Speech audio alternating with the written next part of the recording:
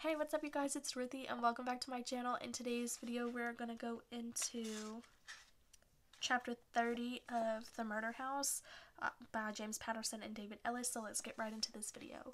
This video may contain sensitive topics and foul language. If you do not wish to continue, I suggest you click off the video now. You have been warned. Book 2, Bridgehampton, 2007 to 2008. Chapter 30. Dee Dee, Paris, and Annie Church have disappeared. They were last seen leaving their last final exam at Yale on May 9th, completing their sophomore years. They said something vague to their friends about backpacking through Europe with the cash they've saved up while waitressing. They told their parents they were going to stay in New Haven for the summer and rent an apartment with their waitressing money. Neither set of parents made any attempt to verify their stories. Since May 9th, over 3 weeks ago, no known acquaintance or family member has seen either woman, which is exactly how they want it. Dee Dee and Annie rush out of the ocean holding hands and find their towels and bags and umbrella. They slip into their flip-flops and don their shades. They are two beautiful tan 20-year-olds, euphoric with love, with very few answers in life yet, but fortunately very few questions either.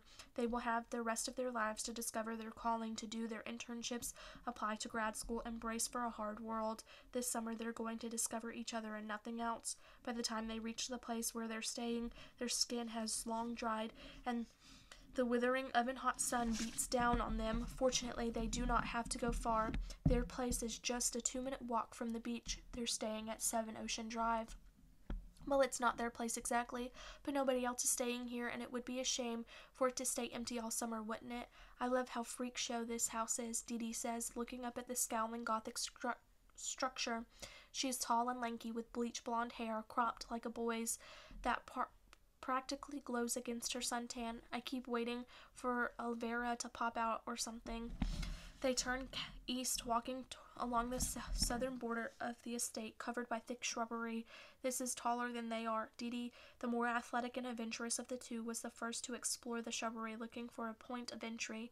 The coiled wired fence hidden within the shrubbery was formidable, but nothing that a good set of shears couldn't handle.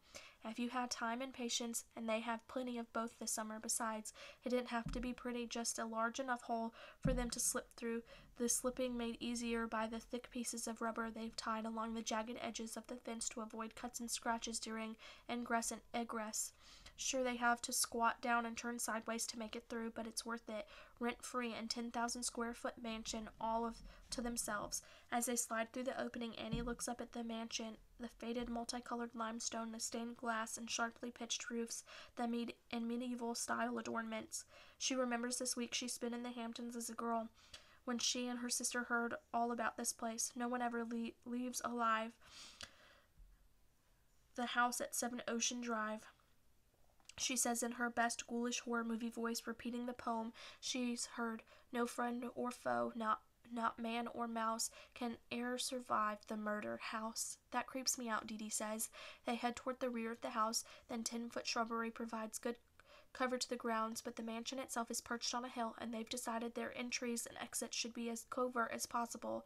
In the rear there's a door that once upon a time was probably reserved for the servants. The door doesn't have a knob, just a latch held closed by a chain, another victim of Dee Dee shears. The smell of